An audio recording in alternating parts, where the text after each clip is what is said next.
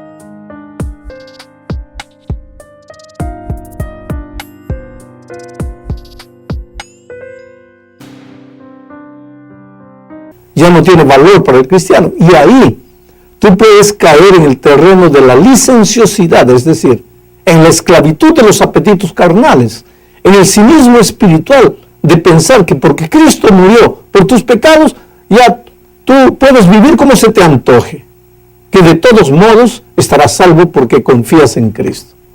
Bueno, el propósito de la lección de esta semana es mostrar en qué consiste la verdadera libertad en Cristo.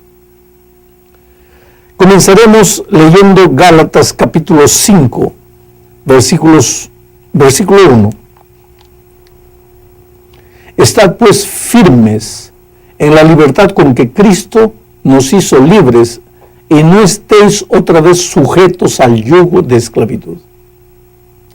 Mira, Pablo habla de libertad. La vida en Cristo es vida de libertad.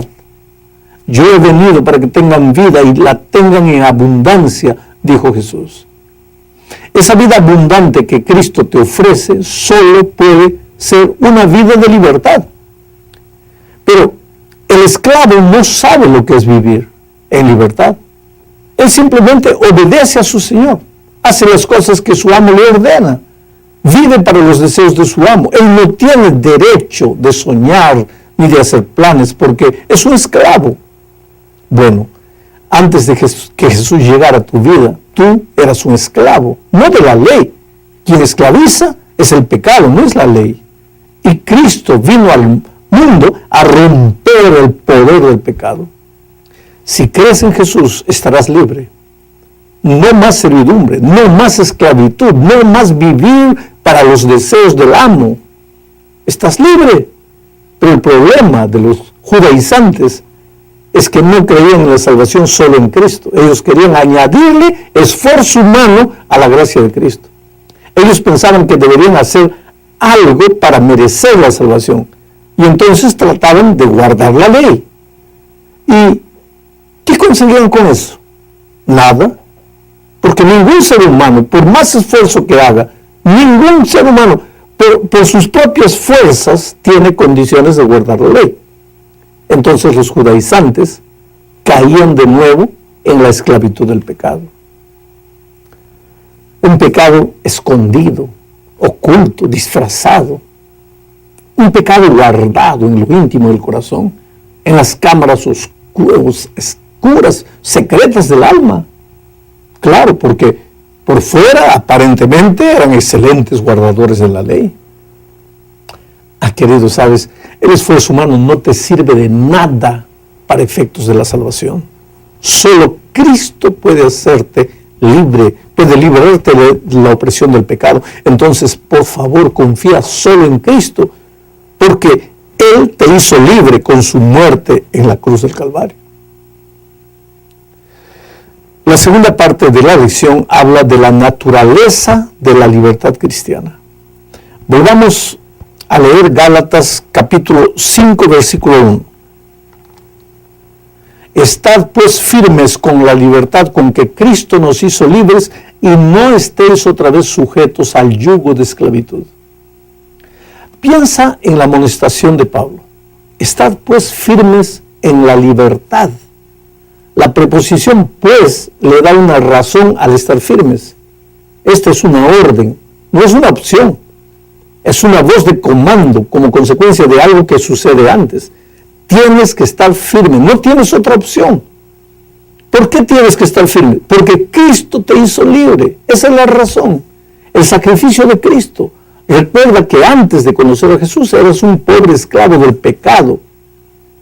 Sabes, me emocionan las palabras de ese himno que dice: si no hubiera sido por mi Jesús, mi alma se hubiera perdido si no hubiera sido por mi Jesús.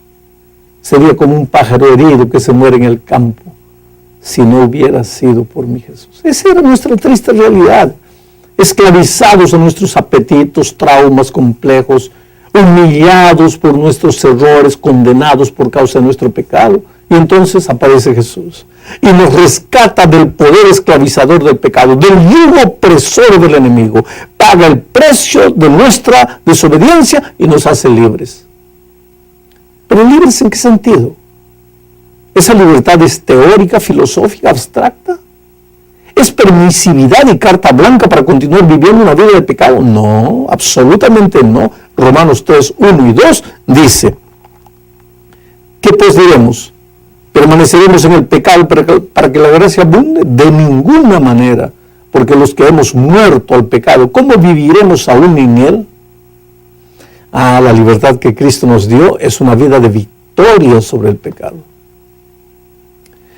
El mal que se enseñoreaba de nosotros es ahora un enemigo derrotado, vencido. Esa es la libertad de Cristo, una libertad real, práctica, y afecta todas las áreas de la vida. En la tercera parte de la lección, Pablo analiza las consecuencias peligrosas del legalismo. Deberíamos leer los versos 2 al 12, pero voy a resumir lo que Pablo quiere decir. En primer lugar, Pablo es enfático al destacar su papel de apóstol. Oídme, dice, os testifico. Quiere decir que lo que va a decir tiene mucha importancia. Y después continúa su raciocinio de la siguiente manera: si los judaizantes exigen que los gentiles convertidos se circunciden, entonces deben exigir que cumplan todas las exigencias de la ley ceremonial, inclusive los ritos y sacrificios diarios, porque no se puede escoger una cosa y dejar de lado la otra. O se cumple todo o no se cumple nada. Hay que tomar una decisión para ser coherentes. En segundo lugar, si hay que realizar de nuevo sacrificios, entonces, ¿para qué murió Cristo? Para nada. Así siendo, los que se circuncidan están cortados de Cristo. No se puede confiar en Cristo y al mismo tiempo en los sacrificios y ceremonias. Aquí también es necesario tomar una posición para ser coherentes. En tercer lugar, la circuncisión, dice Pablo, era una barrera que los cristianos encontraron en su magnífica carrera cristiana. Leamos el versículo 7. Dice así: vosotros corríais bien. ¿Quién os estorbó para no obedecer a la verdad? Aquí encontramos un pensamiento asustador. Cuando tú no confías en Cristo y comienzas a colocar detalles de comportamiento como si fueran pequeñas ayudas en el plan de salvación de Jesús, estás colocando en realidad estorbos. ¿Qué es un estorbo? Algo que si sacas nadie siente falta. Al contrario, todo el mundo se siente aliviado. Y lo mejor, se alcanza el objetivo final. ¿Podrías pensar en este momento en algunos estorbos de tu fe? No quiero decírtelos yo, prefiero pensar en mis propios estorbos y pedirle a Dios que me ayude a fundamentar mi vida cristiana en su preciosa gracia y no en detalles sin mucha importancia, que tal vez durante años me parecieron indispensables para la salvación. No sé si te diste cuenta del equilibrio con que Pablo trata el asunto de la libertad en Cristo. Primero explica la naturaleza de esa libertad. Dice que no es permisividad. Después ataca la confianza que el pueblo tenía en detalles de tradición, de costumbres, como la circuncisión, y también en la confianza en la ley como base de la salvación. Pero Pablo sabe que es fácil confundir las cosas. Por eso, en el versículo 13, vuelve a hablar de la verdadera libertad en Cristo. Dice, vosotros, hermanos, a libertad fuisteis llamados, solamente que no uséis la libertad como ocasión para la carne, sino servíos por amor los unos a los otros. El problema en los tiempos de Pablo ha sido el mismo problema a lo largo de la historia. El problema no está con el Evangelio. No está con el tema de la gracia, está con la interpretación errada del Evangelio. Así como existen legalistas de la ley, existen también legalistas de la gracia. El legalista de la ley cree que tiene que guardar la ley para salvarse.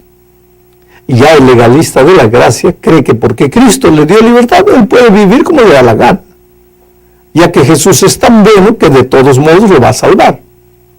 Y Pablo es enérgico. Así como es enérgico contra el legalista de la ley y de las tradiciones, es enérgico contra el legalista de la gracia. Y advierte, no uséis la libertad como ocasión para la carne, sino servíos por amor los unos a los otros. ¿Sabes? El peor argumento a favor de la gracia, o lo voy a decir de otra forma, el mejor argumento contra la gracia es gente que no vive, no entendía la gracia y vive en el pecado.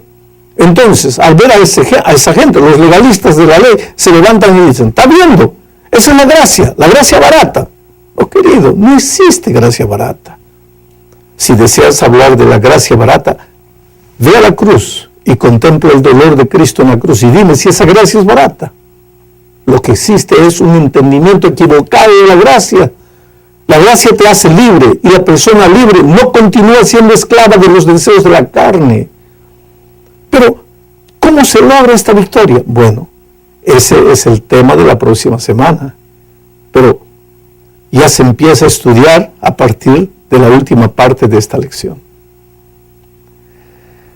Aquí el tema es el amor y el espíritu. El espíritu es la fuente del amor. El espíritu te conduce al amor. Mira lo que dice el versículo 16. Digo pues, andad en el espíritu y no satisfazáis los deseos de la carne. Antes de eso, Pablo habla del amor. Dice que el resumen de la ley es el amor. Que si el corazón del cristiano estuviese lleno de amor, no necesitaría de una ley escrita para cumplir la ley.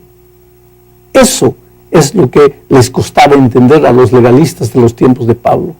Que cuando una persona se ha entregado a Jesús y permite que el Espíritu de Dios habite en él, la obediencia brota como agua pura de un manantial. El manzano no da manzanas para ser manzano, sino porque es manzano. El cristiano no obedece la ley para ser cristiano, sino porque es cristiano. Si eres cristiano y no vives en los caminos de la obediencia, necesitas revisar tu concepto de cristianismo. Y si eres cristiano, pero tienes que vivir dominándote para obedecer sin conseguirlo, también debes revisar tu concepto de cristianismo. Porque el que anda en el Espíritu no puede andar más en la carne. Y si sigue andando en la carne es porque no ha nacido en el Espíritu. Ahora, ¿cómo puedes andar en los caminos de